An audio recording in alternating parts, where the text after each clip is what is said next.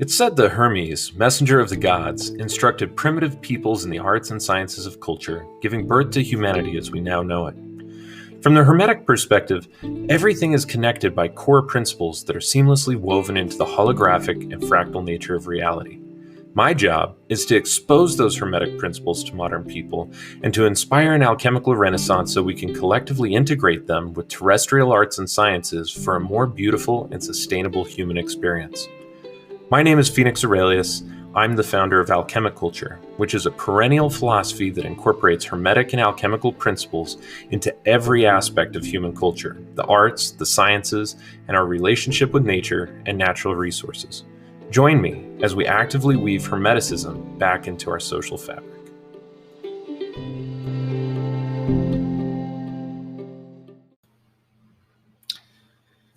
Hey, welcome everyone. This is your host, Phoenix Aurelius, and today I'm here with Jin Ngan L.Ac, I should say. And yeah, my maiden name. Yes, exactly. Jin is not only a good friend of mine, but we also have a really unique relationship.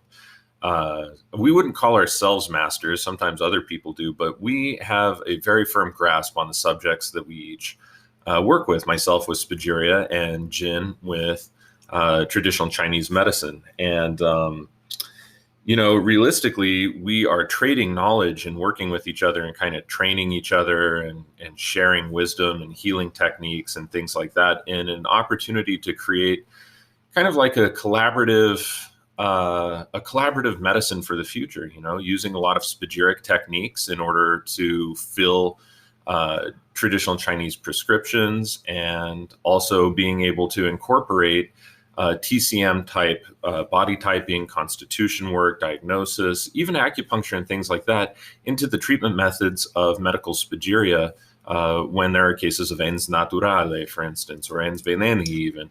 So there are lots of crossovers that are really, really cool between TCM and Spagyria that already make it fun. So I thought that it would be fun to have Jin on the show today. Hello. And chat a little bit more about TCM and Spagyria, maybe some of the projects we're doing, what she's learned so far, just different types of things like that. So Jin, welcome to the show. Hey, thanks, Sensei. So I want you to talk about what you have learned about Spagyria recently. Actually, maybe before we do that, go ahead and introduce yourself. Let the listeners know a little bit about you and your background. All right. My name is Jin.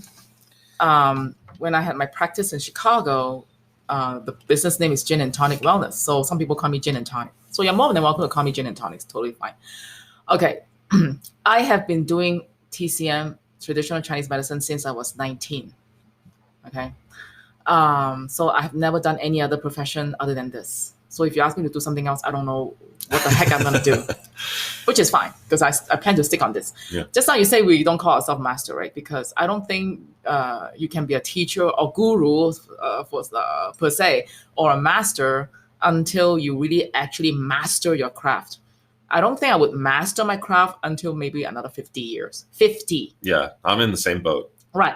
Yeah. Right. I always feel uncomfortable, actually, when people introduce me as Master Alchemist, Phoenix Aurelius. It's like, no. I've got so far to go. Because you've seen the best, right? Yes. I've seen the best in China. And, I'm not going to call myself a guru or master or ask someone to call me Sifu or something like that, right? Exactly. Right.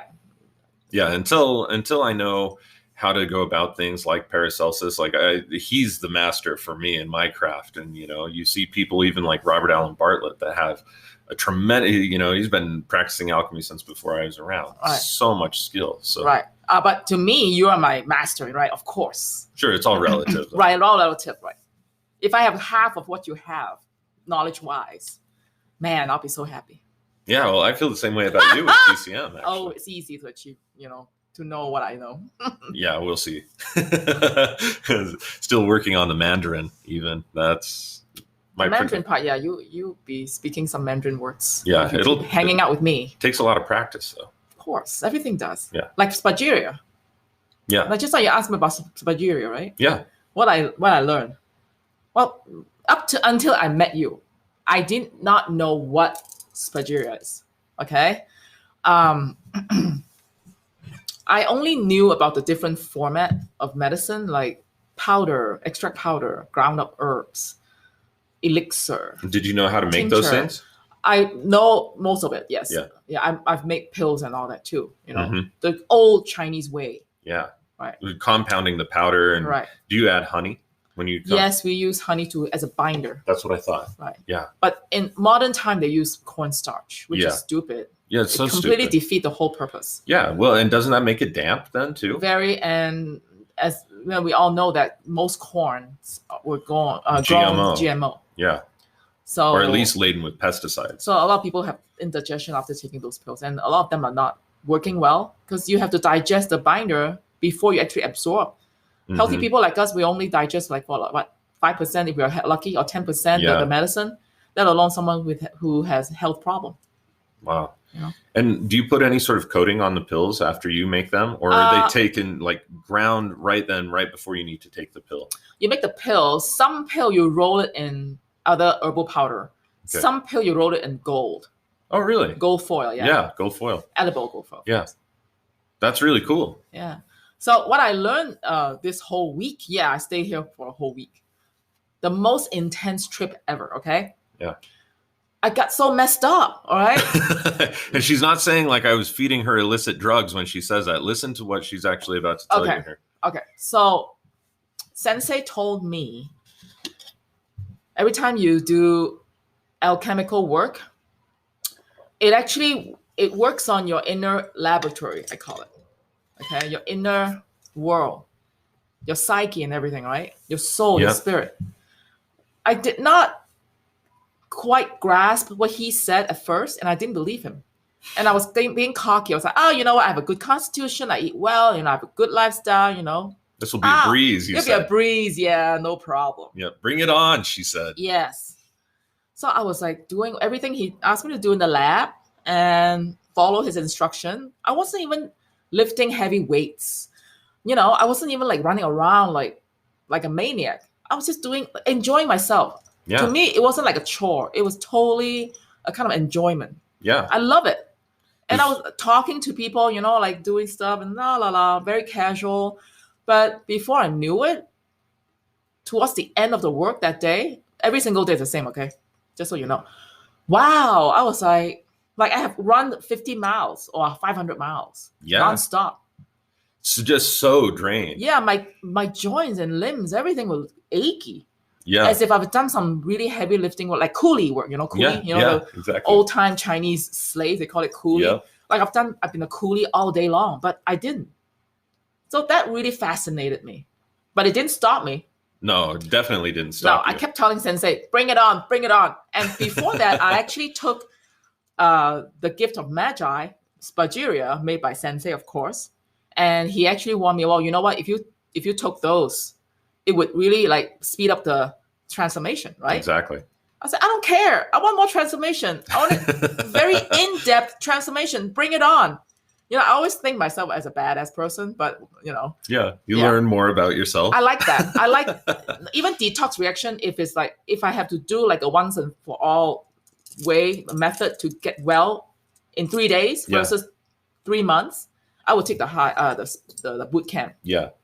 Well, and I told you when you came here, I said, well, listen, if you're going to come stay for almost a week, we're going to put you through alchemical boot camp. Oh my God. And you're not kidding. You're not kidding. Oh, it was funny, guys. You should have been able to see Jin after that first day. So we actually, she learns really fast and really, it's not that much different from making an herbal liquor, right?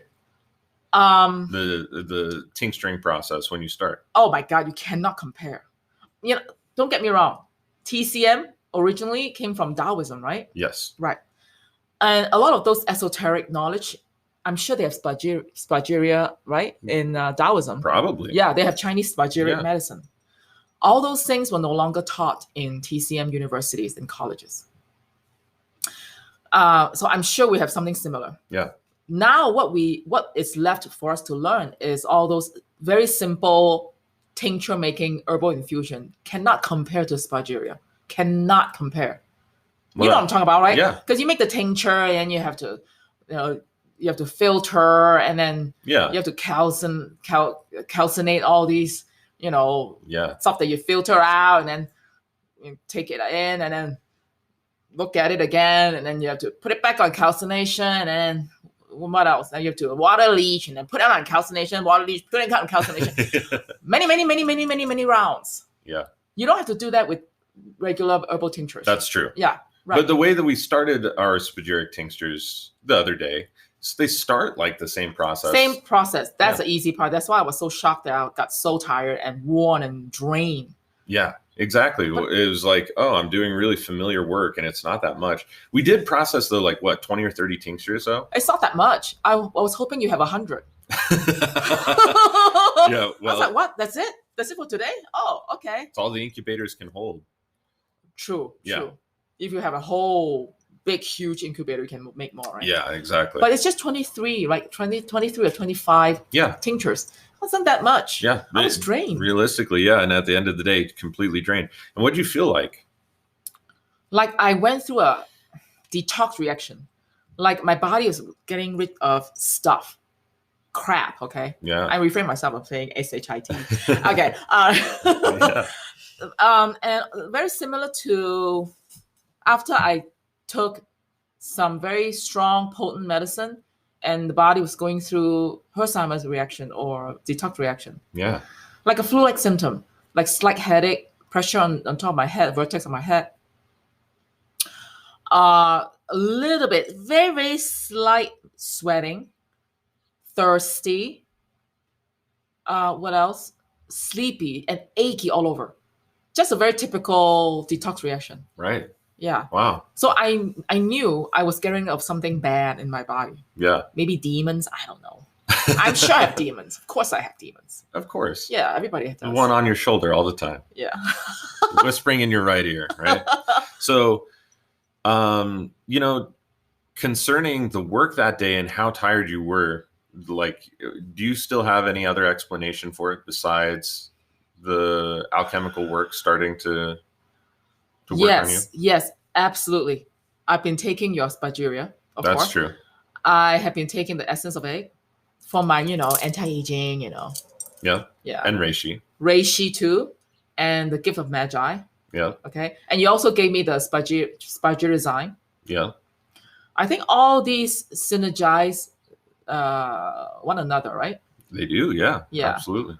I think that's the reason too. Another reason. Well, we put you on a broadcast too. Right. That's I forgot about For that. My Ancestrale. Astrale. Yeah. Now I totally know what you mean. Yeah, exactly. Yeah. So yeah, I think that there are some contributing factors then. So it's not an experience that we can say, oh, is definitively because of this. But I think if you go home, you start doing this work on your own. And when you're in your own laboratory, you'll find the same thing. And you might because I've done this for a long time now, I can carry the space for doing a whole lot of work and hold that space for myself and teach other people and things like that. When you get in your own lab, you're not going to have any of that experience to draw from. It's all from your internal feeling. And I think it gets even a little bit more draining, so to speak. That's what the Taoist practitioners, said in the old texts, right? They said inner alchemy, right? Yeah. The inner alchemical work they do. Yeah. Of course, they use cinnabar and all that, to do, they took that and then they meditated, I don't know how to do it, of course, to achieve immortality. I'm sure you've heard of things like that. Yeah, they would make a sublimated mercury tincture. And oftentimes it was elucidated by being a peach in the old Taoist immortal drawings. And so you know pictures. How to make it? Well, I've got a couple of episodes. So the Alchemy Journal from Paul Hardiker and Marissa Newell in 2008 or so, they published the Alchemy Journal, and it was Eastern alchemy was the whole issue. And they talked a lot about Taoist alchemical practices and the actual alchemical processes that they were using, and then how over time they just started doing the internal processes as part of the meditation, and then how even that today is lost in most Neigong and Qigong practices. And you know what? What if you use like the mercury sulfide powder and do the same thing, making into a Spagyria? If you keep calcinating, and then water leaching, in the end, it becomes like a philosophical. Is it called the philosophical essence? Yeah. Like you said. I wonder what would happen. Yeah, you could probably employ a little bit of spagyric technique, but it's really poisonous. There's already a Western method to go about making basically the same thing, and that's how Paracelsus he used that to actually treat syphilis. Right, cinnabar, right? Yeah, well, you start with cinnabar, but what you're making is technically mercury sulfide, but it's a sublimated form of it, and there's a lot of ins and outs there in that it's not the same as cinnabar. It's been alchemically refined. Sure. And in Eastern alchemy, like in Vedic alchemy, they also have a very similar practice of making a mercury sulfide Shiva lingam. Shiva lingam. And I like that. That whole tradition of Vedic alchemy is called the Rasa Shastra. So they've got this whole... Regardless how I felt, right? I believe that if I keep at it with this alchemical work, I believe that it would make me healthier. Right? Soul, spirit, body. Exactly. Oh, see, now I talk like an alchemist. Yeah. I love it. She's got it down. Well, and let's actually talk a little bit about how right before coming out, I had you take a look at my course, my online course, and to start looking at, what the terms and what the philosophy is. So everything in Western philosophy is the monad, or the prima materia, splits into celestial salt, celestial niter. And what was cool is that in that course, you actually wrote in on the question format afterwards, question comment forum, and you said, actually, let me translate this into TCM. So in Western terms, you have the monad. In Eastern terms, you just have what would you call that? Can you explain what monad is again? Yeah, monad is the very first thing that's created. So in that drawing or that diagram that I had, it goes monad, celestial salt, celestial niter, the 4 elements. Okay, I know what you mean. The very primordial before it becomes yin yang, right? Yeah, right. Is there a name for that? I believe monad can be called tian gui. Tian is heaven, right? Yeah, gui means primordial, the very, very beginning. Oh, okay. Also apply to the tian gui in the universe and also our body. That's what starts your puberty. Oh, really? But you already have that, so to speak, tian gui, monad in your body when you're born, but it didn't get activated until you reach puberty time. Got it. And then it would transform you into an adult. And then from then you become like middle age and then old age and all that. Wow. In between all that also affects your fertility and all that. Yeah. Interesting. Yeah. So I believe monad can be called tian gui. Oh, okay. That's a fun concept. And then after that, then you would have your celestial salt and celestial niter, which in Taoist philosophy would be yin and yang. Yeah. Actually, I want to be humble. I did not come up with this. You know who actually enlightened me in this? Robert Oneiser, my husband. Yeah. Yeah. And I was like, you know what, honey? I don't even know what the heck he was talking about. And then Robert said, think yin and yang. And I changed all these words into yin and yang. I was like, oh, immediately I got it. Yeah. Yeah. I was like, what's sulfur, mercury, and all this salt? My God, what the heck? He's like, don't think like that. Put in TCM words, yin, yang. Oh, got it. Yep. Immediately. Yeah. I think that's what's really cool, actually, is that regardless of the culture that you're looking at that's using alchemy, and regardless of their terminology for it, the principles really are essentially the same. Yes. I think one of the biggest differences, though, is in the concept of an element and what people call an element in the West versus what they call it in Taoist or Chinese tradition, right? Right. I think that's a correlation. That's a connection. Yeah. But because Taoist alchemical work, it's so hidden, buried, or destroyed. I'm sure a lot of that. Yeah. In the past, thanks to who. Otherwise, I'm sure. You know what, Sensei? I believe you can still find those knowledge somewhere. I'm sure. And can you imagine if you study into that? Yes. You'd be super powerful. Well, see, and that's the whole concept, actually, is to try and, even if we can't find the original sources, to stumble upon it ourselves just by constantly asking. Because how else did the people in the past find it? Right. But you know what? I have ancient texts. We can sit down one day and then just I will translate it for you. Yeah. And I'll say, okay, I don't know what this person said. Maybe when you hear me translate it, you might be able to connect. You know what I'm talking about? Yeah. Because you already have alchemical knowledge already. Yeah, exactly. So there was an ancient Taoist / physician in China. His name is Ge Hong. Ge Hong? Ge Hong, yeah. Okay. Ge Hong was a very famous Taoist TCM, not TCM actually, Taoist classic Chinese medical practitioner. He wrote a book called Bao Pu Zi. Okay, I have that book. And what does that mean?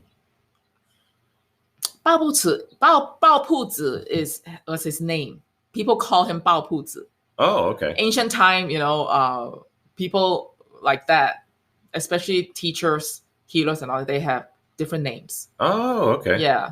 When you were born, you have one name. But then you teach under another name. Your student would name you something else and call you that. Interesting. So I can always make up some name and call you something Zi. Zi means scholar or a sage. And how do you spell that in pinyin? Z-I. Oh, just Z-I. Yeah. Like Lao Zhu, right? Yeah. The old pinyin, people have no idea what pinyin was, and then they spell it Lao and then Tzu. Yeah. It's not Tzu, it's Z-I. Lao Zi. Oh, not Lao Zhu. Okay, Lao great. Zi. Every time you Lao see Zi, Kongzi, Confucius. Yeah. Oh, okay. Mengzi, Mencius. Okay? All these Zi means they are Teachers, sage, they're scholars. teachers, they're scholars. They are enlightened people. Wow. Yeah. Wow. So I can call you Fizi. Yeah. Pizza. I'll take it. That'd be cute. Yeah, exactly. So that's a really interesting concept. So going back to the concept of the elements in Taoist philosophy, there's 5 elements, right? And the Taoist philosophy, well, of course, derived into TCM, right? Yeah. Chinese medical philosophy. Yeah. 5 elements. Yeah. So I guess that was my question though, is 5 elements still in Taoist cosmology, or is that something? Absolutely. Okay. Yes. So that wasn't destroyed. Okay. We still learn that in TCM universities and colleges. Yeah, I knew that it was in TCM, but I didn't know if that had been created just for TCM or at a later period than the Taoist. That's from Taoist teaching too. Okay. So with the 5 elements, would you say that it works the same way philosophically? Are they talking about the same thing as the 4 elements? Very close. Yes, very. You think so? Yeah. Okay. Except that you call it air. Uh-huh. We call it wind. Well, and that depends on the text that you look at in the West too. Sometimes it is actually said wind, because wind is a force. Oh, okay. Air, okay. Air doesn't really do anything, but wind separates things. TCM, we don't have a air. Yeah, exactly. Right. But you have 3 things that I would all consider earth: metal, earth, wood. Oh. Right. Okay. I think I would consider that earth from the Western perspective. Right. All of those. But in TCM, the concept is, well, they're not the same actually, because earth is what grows the wood and metal is what chops the wood, right? Right. Between them, there will be relationship of generating and controlling and all that. So is it the same in its construct where the 5 elements are created by principles of yin and yang, like different combinations? You always go back to yin and yang. You cannot explain any other things without going back to yin and yang. So in TCM, we have a principle called 8 principle, which is yin and yang, right? Mm-hmm. Cold and heat. Okay. Deficiency and excess. Internal, external. Now I always teach yin and yang first. Yeah. You cannot teach all the other 3 pairs without talking about yin and yang. Oh. Yeah. Okay. So let's say if we talk about internal, external diseases, you always go back to yin and yang, because internal diseases considered as yin diseases. External diseases considered as yang diseases. Got it. See, you always go back to yin and yang. Yeah. Now, heat and cold, of course, easy. Yeah. Heat is yang, cold is yin, right? Yeah. So you always, 8 principles always goes back to yin and yang. So yin and yang is they are the leaders. Okay, so with that being said, like for instance, we were talking about the 4 elements in the West. So earth element would be the yin of yin, or in binary coding, it'd be 0, 0. Water would be 0, 1. So it's yin. It would actually be 1, 0. It's the yang of yin. Mm-hmm. And so do you think that the 5 elements in Chinese philosophy also fit that? Like, would you call like absolutely, Earth, yin absolutely. of yin? Depends. Okay. Depends. Disease-wise, if the disease is in earth, which is spleen and stomach, and if it's heat, so it's, right, the yang Okay. and yin, right? You can Okay. see it in that perspective. Or you can see another perspective. Hot water is yin, Mhm. right? Yeah. Heat, yang. So water itself as yin, right, But hot water, is yang of the yin. Yang and yin. I see. So if it's cold water, it's yin of yin. So this is really interesting because this basically would tell us that the concept, the way that the Taoists maybe would have thought about this in the current traditional Chinese medicine, doesn't necessarily say that the 4 elements are the only things that are composed of this binary coding of yang and yin, that there's everything out there that is composed of yang and yin, depending on its nature, depending on its temperance and how it was impacted by something else. Depends on which angle you look at. Yeah. Perspective wise. So nothing is cut and dry, in cut and dry, right? That's it, right? Yeah. You have to be my English teacher too. Nothing's cut and dry in TCM. That's why I have to point out to everybody that there's no such thing as protocol in TCM. There's no such thing as protocol because TCM is ever changing. It's flexible. It's not like, okay, this protocol treat this protocol treat this protocol treat this. There's no such thing. Right. Every time when you have a TCM practitioner saying, oh, we have the protocol for treating this, they are using a Western mind to look at TCM. You can't use a Western mind to look at TCM, like we call Guelo. Yeah, Guelo. Guelo mind. Now, there is a certain element, though, that if somebody has a particular condition, like, for instance, they have too much damp heat, that there are typically herbs that you could prescribe, like an herbal formulation that you could prescribe just to clear damp heat or to clear damp and, resolve dampness. Damp and heat. Yeah, resolve heat. Yes, depends because 2 people can come in for damp heat problem, right? Different severities, and their constitution is different. Okay? And the cause of the disease would be different too. That's true. Okay. Right. So 2 people might not take the same herb for damp heat, same formula for damp heat. We have so many formulas for damp heat. That's why you can't come into my clinic and say, hey, Jin, what's good for headache? Yeah. I don't know what your headache is caused by. What kind of headache? Right. What's it caused There's by? no one size fits all. There's no one pill kills your headache for everybody, for 100 people. No. Right. You and I could have the same symptom, but the treatment modalities, treatment principle, and formulas can be greatly different. See, I think that that's something that I have learned only by being able to work with the IDF technology because, coming from a Western perspective, even the Western system has its own archetypal system. They had the 4 humors of Greek medicine. And those 4 humors, if one of them was out of balance, so for instance, they had things like damp heat. They also had conditions of too much dryness, too much coolness, too much heat, too much warmth, things like that. And they also had a constitutional system. So they had this whole concept already laid out, but where they differ vastly in the treatment is that if somebody has too much coolness, then they just need something that provides some heat. And so you can think about the heat even in terms of degree of how you need them, like some really great philosophers like Galen, like from Galen is the way that most people would pronounce it, but it's Galen. From Galenic medicine and, going all the way back to Hippocrates, you could see that they would have same prescription in order for just about any particular condition. And I think that's where Chinese medicine really breaks away and says, no, you have to customize entirely. Yes. Otherwise, it would not be thorough. A lot of people would go online and diagnose themselves and think, oh, this must be good for me. Usually it doesn't work well. You know what I mean? Yeah. So the Western perspective did this interesting thing where they would basically say that a healthy person had no elemental imbalances.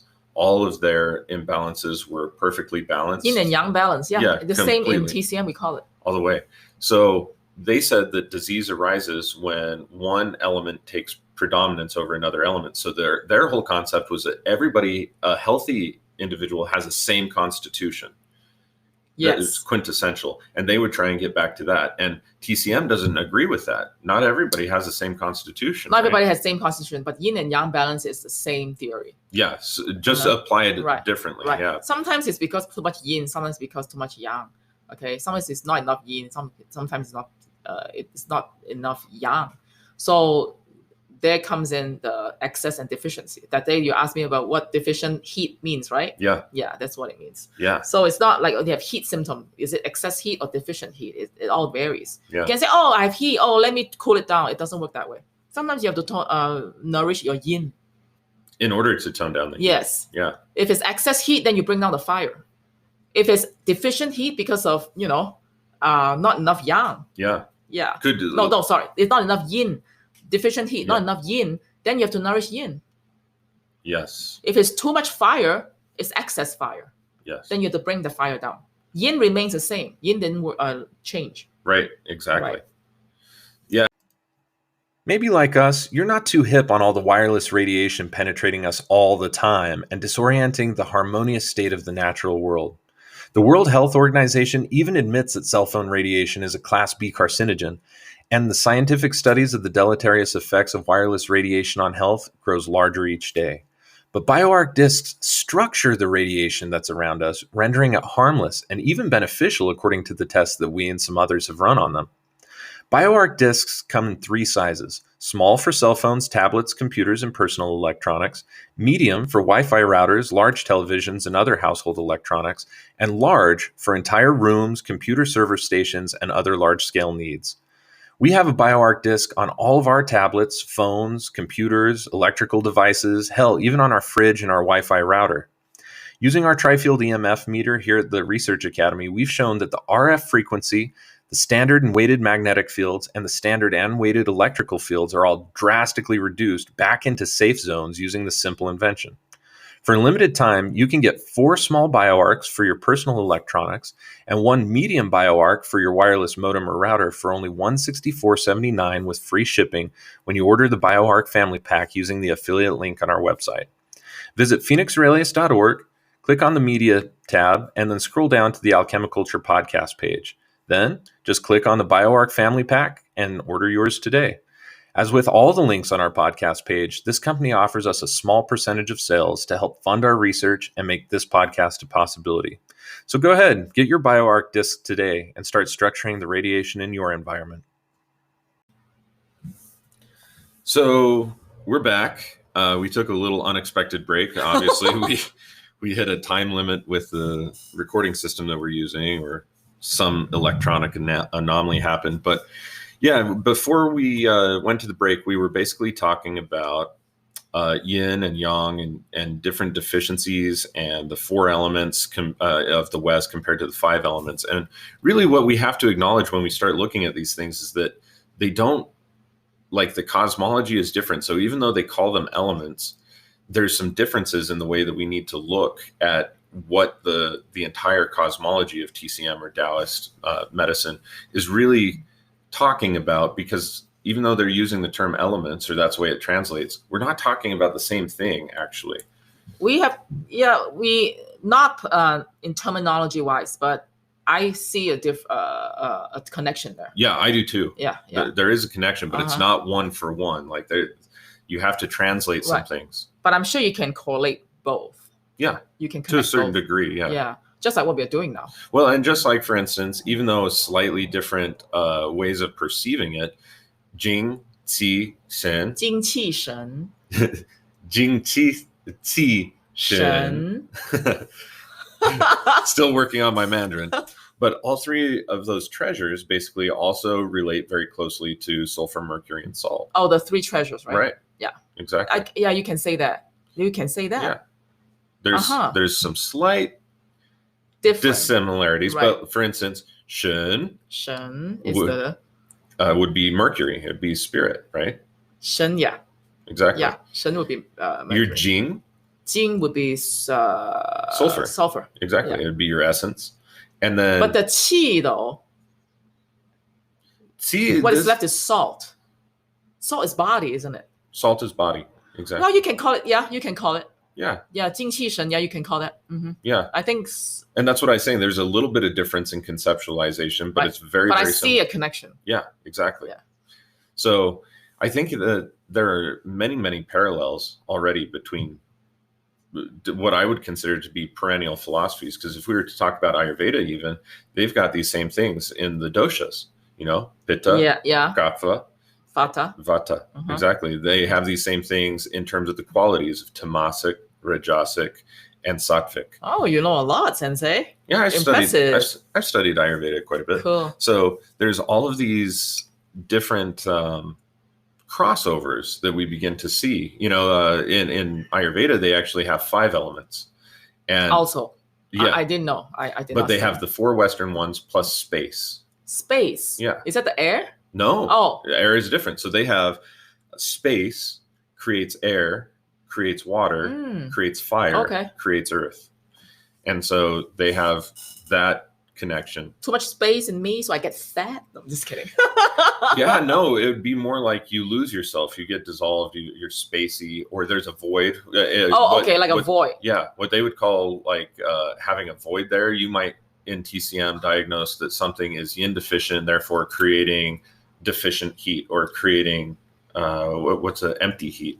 Yeah, because sometimes they call it empty heat. That's it. One thing you guys have to know that when you check different books or Google or search information by yourself, you will see different translation. Yeah, that's a problem for my student to learn TCM. They Yeah. always have a problem in Mandarin. We learn TCM in Mandarin, right? yeah, Excess is 实, deficient is 虚. That's it. We only have one 实, one 虚. Okay, and in the Western world, they have to write books. Some people have to write vacuity for deficiency, yeah, or excess, repletion as excess. Sometimes they read the same thing. They're like, "Oh, is it the same thing?" They would question, and I tell them, "Yeah, this is the one of the cons to study TCM in English." Okay, because they use all those different terminologies, but it actually point to the same thing. Wow, that makes a lot of sense. It gives them a lot of headache, actually. Yeah, it would. Well, that's the thing is like I will actually take a look at all sorts of different TCM resources between the books that I have, between online resources. And there are, I can't call them discrepancies, but there are different terms that are used in each one. So it was a hell of a time for me to try and program in, as you've seen programming into the SE5, all of the different Chinese maladies that could possibly exist within TCM. So when I teach in the university, right, I always stick to the same word. Yeah. I always say, okay, vacuity means deficiency. We all stick to deficiency. Okay? Yeah. Everybody agrees? They all usually say agrees. Good. Yeah. I'll stick to the same thing so that they don't get confused. Yeah. Yeah. Well, and that's really important. So much gets lost in translation, especially for comparative studies. Somebody has to come out and unify. Is it called unify? Yeah. The whole translation. Whole terminology. Yeah, the whole vocabulary. You know what I mean? We no longer use vacuity. We use only deficiency. It'll be great. See, that's really cool because we suffer from the very same thing in Spagyria, actually, is that every different author that you were listening to, they would use slightly different terms. Did you do it purposely? Well, I guess that could be debated, but more often than not, they were from different time periods or different cultures. Okay. And so they weren't viewing things exactly the same way. They didn't have a way, like a cosmology or a religion that basically gave them terms to help them understand things so well. So they would describe things using their own metaphors. And, when you go through the work and you decrypt what they're talking about, then oftentimes it's spot on. Like you can see like, oh yeah, I see what they're meaning. Like, when we talk about flying the doves of Diana, for instance, distilling actual mercury, all of that imagery really needs to have common translation today, because it's just as easy for me to say, Jin, please distill the ethanol off that tincture. I know what you mean now. Yeah. Distill it with the mercury. Exactly. I always say ethanol. Yeah, see, learning fast. I learned fast, yeah. So if I were to say sensei. that, or would you know what I was saying if I were to say, go ahead and purge the ethanol? Yeah. You'd figure that one out? If you say distill with mercury? Yeah, if I just said, though, purge the ethanol, does that mean the same thing to you? Yes. Okay, good. Yeah. Just now you told me all this, Diana, whatever, Diana. Yeah. Then I don't know what that is. when you say this is still with the mercury, then I know what you mean. Because you That's- taught me the other day. That's true. But the Diana part, I don't know what it is. What is that? Yeah, the Doves of Diana. Doves of Diana? It's when you distill mercury, and technically it can be used for any mercury, but it's used in metallic work when you're actually distilling liquid metallic mercury. Oh. And so what it's the ends same up thing. happening is it puts out these white clouds that look like little doves passing over the helm. Why And, Diana? Diana was a Greek goddess, Oh. and doves were part of her cosmology. Oh. And so a lot of the old European guys, they would use Roman and Greek myth in order to talk about the things that they were seeing in their flask. Okay, if you say Dove and Diana, then I wouldn't know what the heck you're talking about. Yeah, exactly. But what did you say, Sensei? Some people who might have studied Greek mythology would know all of that. That's about it. When you say mercury, I know it's ethanol. Exactly. Yeah. Which is interesting because, Mercury, Hermes, same character. We use the name Mercury as its Roman form in alchemical vocabulary, but then there's all sorts of Greek correspondences and other things. And depends on where you go too, when Western alchemy was really being formed, late medieval, early Renaissance, because different regions would have totally different ways of explaining things based on their cultural heritage. And some of them might draw from Greek sources, some of them might draw from Roman sources, some of them might draw from their own indigenous cultures. So finding out what the hell they meant was really difficult. And now there's so many ways to say the same thing. Like I could say purge the ethanol, I can say distill the ethanol out of your tincture, I could say tons of different types of vocabulary words. And they all mean the same thing, but it makes it so difficult for students when they're beginning, to understand. Yes. Like, because they'll read one text and it'll say, purge the ethanol. And a lot of people don't understand, like, well, what does that even mean? Where do I find out what that phrase even means? Whereas if it was clear, like we say, put your tincture in a flask, distill the ethanol out of the flask, then that makes more sense. They can understand that. So that commonality of terminology is so important. Okay, so it also happened students. in the alchemical world. Yeah, terribly so. And there's so many, when people study alchemy, they think that Western alchemy all has like a common source and that all alchemists were essentially doing the same thing. And it's so But they don't, right? not even close. Some alchemists were actually, working under the context, especially in ancient Greek alchemy, of creating new things for industry to make things look like gold for royalty and stuff so that they could get more money off of the purchases, but it's not actual gold. Because mining gold is hard, it takes a lot of effort and to refine it and to make something pure gold, it takes a whole lot of effort. But in Greek times, it was finding new colors, new pigments, new things and putting it into industry. And so you don't find a whole lot of alchemists looking to make the elixir of life in Greek alchemy. Now, there are some people who are very interested in it for medicine purposes, but that's by and far not the majority. Okay. And then in Arabic times, that's when it started to be turned into medicine. So, Greek alchemists spread their stuff to Egypt. Egypt added their things into it. And then the Arabs took over Egypt. And so that's where they got a hold of all of the information. They started using it with their physicians and started practicing medicine with it. And they got so good, the Arabs did, that some of their accounts where they could literally infuse a spirit into a little mechanical bird or a mechanical dog or a mechanical monkey. And to revive them? Yeah, that they would use They're dead. alchemy and machinery. They were dead, and you bring them back to life. Yeah. You're kidding me. No, that's. Can we do that experiment?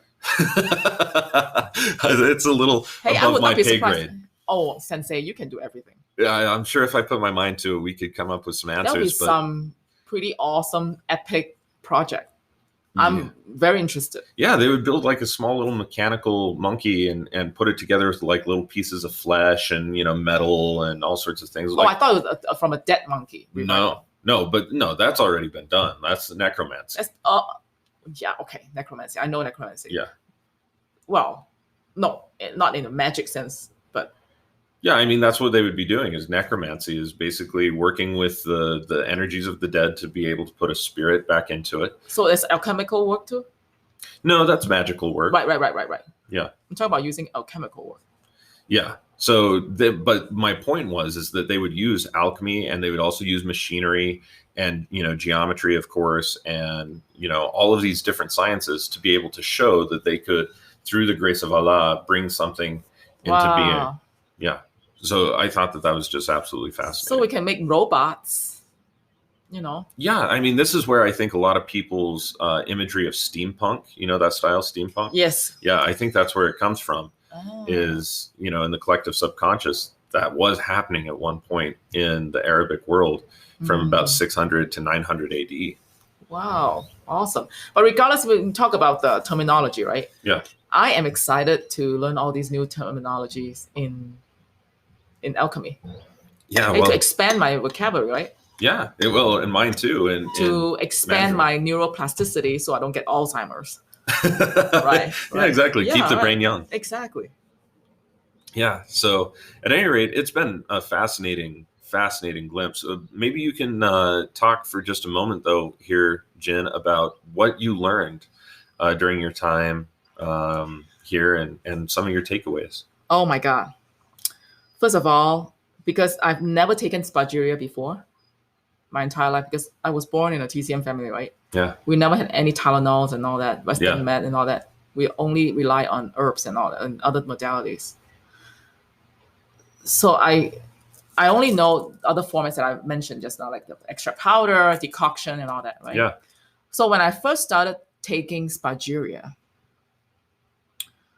I don't know what happened. I just felt that it see through my whole being, including my, you call it etheric body, right? Yeah. Yeah. It's really strange because I've been taking that Spagyria for a while.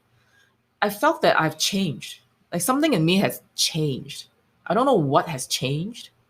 Maybe make me a better person. That would be good, Make me younger. I do look younger, actually. It's my true. eye bags are less. I mean, I used to have like really heavy eye bags because I have a very bad vice called going to bed late. Okay. and also I've been wanting to go to bed earlier. Yeah. See, it's changing my mindset. Yeah, it really is. You know what I'm talking about? Yeah. I don't know what it is. What did you do to me, Sensei? It's actually what the herbs do, because they teach you. They inform the body. The spirit of the herb. Mm-hmm. Well, the spirit, the soul too, because in tinctures, you should have a small amount of essential oil, and you'll have a lot of fixed sulfur. So that's volatile sulfur and fixed sulfur. So the whole sulfur principle is in there, and then the salt is in there too. Right, the body. Yeah, exactly. So that's why, in my opinion, Spagyria makes so much sense in terms of laboratory formulations. You can apply Spagyria to Ayurveda. You can apply Spagyria to TCM. You can apply it to ancient Greek medicine, because it's just a way of working with the herbs. So it makes me feel like now that I've tasted Spagyria, and now if I go back to make decoction, it feels like it's dead. Yeah. You know what I mean? Yeah. I mean, it has don't get me wrong, it has powerful, medicinal purposes. Yeah. But the spirit is not there. Exactly. Where did the spirit go? Well, they boiled it all out. It's just gone, boo-hoo. Yeah. Because, in Western terms, if you bring anything to a complete rolling boil that you're going to be consuming, it loses its vitality. It loses its strong essence. Everything should, if you even do bring it to a boil, should be brought to a boil very slowly and never too fast, so that the water doesn't change its form. Otherwise, all those bubbles, they think of that, all of the breath in Western philosophy is life force. It's ether. So when there's a lot of bubbles, the water is breathing too fast, just, breathing out constantly. And they say that that's what causes people to lose their life force. I see. Okay. So, I mean, through what I learned, right? Yeah. I've been thinking, okay, I don't tell you all the thoughts that I had, but now since we talk about that, actually what it came to my mind was that, to me, alchemical work is like capturing the spirit and soul of the herb, of the plant, right? Okay. Yeah. If we can do that to plants, we can definitely do it to animals and insects and all that, but you have done, of course. Yeah. Right? Does that mean that we actually capture the soul? It means you have to understand that the soul and spirit and body are all fractal concepts. So Okay, fractal soul, yeah, not the whole soul. exactly. So what you're capturing Okay, got it. is when something dies, and it's like when an animal dies, it has a spirit and a soul that actually leave the body. But within the body that we have left, there is soul, spirit, and body.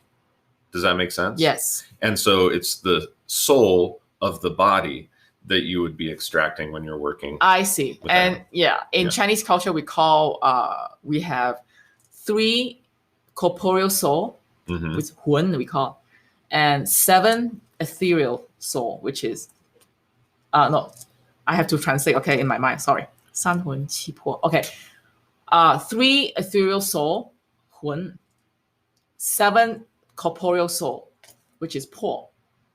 Huh. Yeah. What does that mean?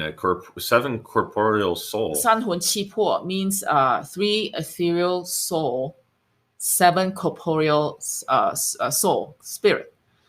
Meaning it's like fragments of the whole, we call it soul. You know, we watch paranormal Yeah. movie, right? The whole spirit come out to scare you. Ah, Yeah. yeah. Even that is not the whole soul. Oh, wow. Yeah, it's like fragments of soul. So I wonder how much spirit and soul alchemical works capture. Yeah. That that would be a really good thing to Yes, find that yes. out within the context of Chinese philosophy. Like some people actually, like let's say and they meditate. Mhm. You know, have you heard of people saying that they do internal work, qigong without a teacher, they go crazy? Yeah. Yeah. They were like, so to speak, we would call it trapped in another dimension, right? So some of the hun and po already left the body. You have to have 3 hun, 7 po, which is po is corporeal soul, Wow. to be in your body. Otherwise, you won't be a whole person. Wow. And Right. do you know what those are? What are those 7? Do you know that? I don't know. You Yeah. have to check the old text. I Yeah. actually read it somewhere, but I forgot. Yeah, exactly. It's hard But to it's remember all this worth the research, because now that you told me about the fractal Yeah. soul, right? Yeah. I think it's more or less point to this. I think. Well, see, like realistically, if we were to break down everything inside of the human, a living human, you have the salt of salt, which would be the body of the body. You have the mercury of salt, which is Mhm. the spirit of the body. Mhm. You have the sulfur of salt. Mhm. But then your spirit, now you would have the salt of mercury, the mercury of mercury, the sulfur of mercury. And then finally, you would be talking about your soul, which would be the salt of sulfur, the the mercury of sulfur, and the sulfur of sulfur. So they would say like a total of 9 different fractions. And out of those, 3 of those belong to the body. Oh, okay. Yeah. See, 9 in your world, 10 in my world. Yeah. See, you see a correlation? You see a Exactly. connection? Yeah. You Yeah. see, and it's just like 4 elements to 5 elements, Like, remember you gave me that oil of gold drop that Yeah. tastes like an industrial garage? That's Yeah. the least tasty thing. Yeah. That Undiluted oil of but the gold. most powerful, I think. Very powerful. Yeah. Yeah. So you said that don't take too much. If you OD, you could be trapped in another dimension, right? Something like that, right? Yeah, absolutely. With any alchemical medicine. But yeah, because oil of gold belongs to the Sephra Tiferet, you end up only seeing things through a lens of beauty, and you lose all other perspective. And really, Ina? no, Tiferet. Tiferet. Yeah. Okay. So you would end up basically losing your mind within the Sephra beauty. So I wonder how it actually affects our 3 Hun and 7 Po. Yeah, exactly. I wonder how it actually, See, this would be interesting stuff. And this is why I find the IDF equipment so valuable, is that we can program these things in, whatever we want to ask, and try and find answers to them. Huh. And even if they're not the absolutely correct answers that are going to be there for all time, it puts you on a phase that says, okay, now I've got something to work with. If for instance, I don't know if the Chinese texts talk about this, but if we knew that if you had lost 3 of those corporeal soul aspects inside of your soul, that you would go crazy or something. Yes, you won't be a whole person. Yeah. You will be lying there like smiling, laughing, talking to yourself. So what we could do is actually take individuals that suffer with insanity in that way and perform IDF investigation. Absolutely. And then find out, do they have each of these different types of soul? But you have to call them back. Yeah. Like Hua Tuo did. Hua Tuo was a famous classic medical practitioner, right? Classic Really? Chinese medical practitioner. Okay. Yeah, not TCM. Okay, TCM didn't Yeah, expect it Taoist. until after Mao, right? Yeah, Hua Tuo actually performed. He was a surgeon also. He actually performed his treatment by putting in an acupuncture point, acupuncture needle, right? And then ran to the rooftop to call back the soul. How did he call? I don't know how to call. Yeah. Of course, he was a Taoist. He knows how to do all this ritual and all that. Call back the soul, and the person actually got revived. Wow. Yeah, it was mentioned in the old text. So he was also what you would refer to kind of like a sorcerer, Taoist sorcery. Absolutely, they are all sorcerers. Whether you like to call them a magician or sorcerer or healer, whatever you call it, Taoist practitioners are powerful. They know their stuff. They know how to. That's why it was all hidden and buried or destroyed, because it was too empowering. Wow. Yeah. Can you imagine we all study that? Be hard to control, isn't it? Do you know when Taoism started to fall out of favor in China? Okay, dare I say that? Mao era. Yeah, Mao era. Yeah, I taught. I just finished teaching at OM history, at Oriental Medical History, right? Yeah. We actually mentioned that. Yeah, because to Mao, that's what he said. Okay, he said to banish all old superstition and beliefs, to draw in the new. Okay, I think one of the reasons because these practices were too empowering. Yeah. Too powerful. They don't allow for communist mindset. No, they might hoard it for themselves, and not let the regular folks to use it. Right. So, and they killed a lot of Taoist people actually. Really? Yeah. Yeah, the Mao Revolution. Yeah, Yeah, yeah. any religion really. Destroy statues and all that. Yeah, they destroy all the Taoism thing. It Luckily, looks like they have another crackdown going on too. I've I read have it no idea. recently in the news. I have no idea what's going on there. Wow. But I just know that the reason why we don't study that anymore is because of demolishing of, the esoteric part. Yeah, and Yeah. you know who. I don't want to call it. I don't want to mention his name again. Okay. All right. Exactly. Don't give that egregore But power. regardless, we still have old texts that I can read. I plan to do that actually. I mean, from now to when I come back again will be October 17, right? I'll come Right. back, yeah. I plan to read like as much text that I can, and I will tell you what I read, and you can maybe tell me, oh, actually this means this in the alchemical world. Yeah. Yeah. You know what I'm I would love to do that actually, or at least even take stabs at it, because when they find archaeological vases, like I was looking a couple of months ago, I follow a lot of archaeology things on Facebook and just have things sent to my email and stuff. But one of the things said that they had from an ancient village area in China, while they were doing some recent excavations, they found a pot that was completely full of liquid, or it had liquid in it. And at first they thought maybe it was a rice wine or something that got preserved. Well, it wasn't Spagyria, but it was alchemy. And it was a form of, I can't remember exactly. I want to say that it was a metallic sulfide though, but it wasn't mercury sulfide. It was another metallic sulfide. And it was suspended inside of a liquid. And when they did analysis on it, they were like really blown away. But that goes back to the very same practices that the initial Taoists were performing. And of course, I'm left at present moment at the mercy of having to have English translations of the text and try and put together the laboratory work. It would be much easier if I read, Imperial Chinese, for instance. Yes, translated version, of course.